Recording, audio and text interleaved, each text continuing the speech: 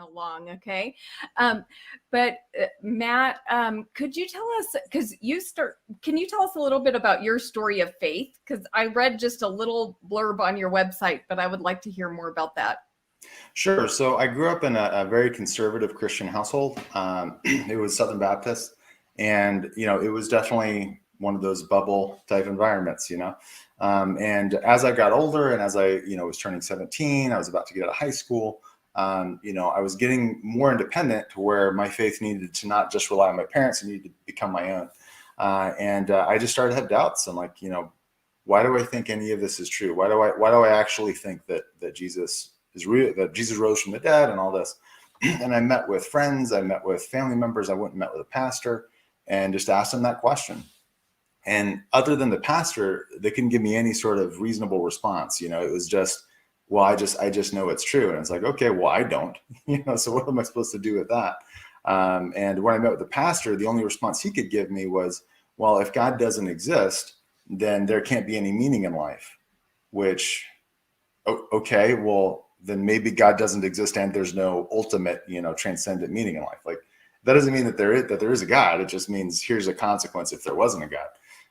And so none of them could really give me any sort of answers. And I ultimately did deconstruct my faith and became an atheist just before going to college. And originally I was studying biology in college, and I was studying it as an atheist. And I was actually, oddly enough, struck as an atheist at sort of some of the anti-Christian bias that was in there.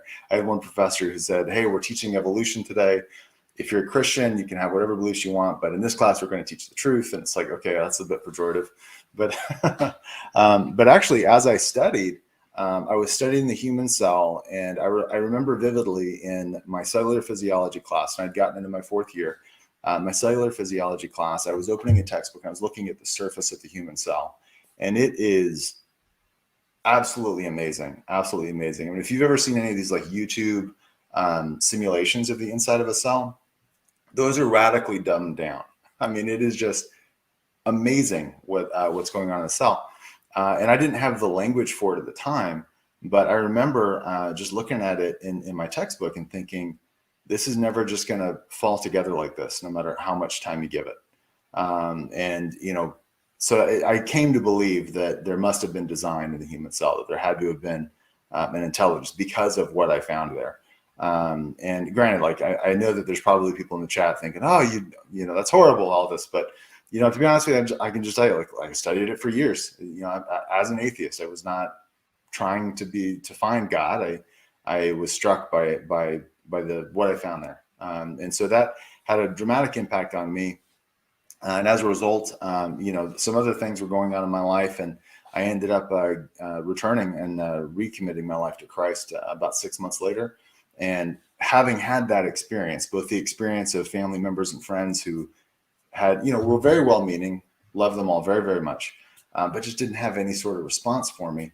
Having that experience, and then having the other experience of actually finding, like, wait a minute, there is evidence out there, really, put me a passion for Christian evidences and for, why we believe that this is true. And so I transferred my credits ultimately to Luther Rice University, where I got my bachelor's degree in religion and my master's degree in apologetics. From there, I've gone on to volunteer with Reasonable Faith.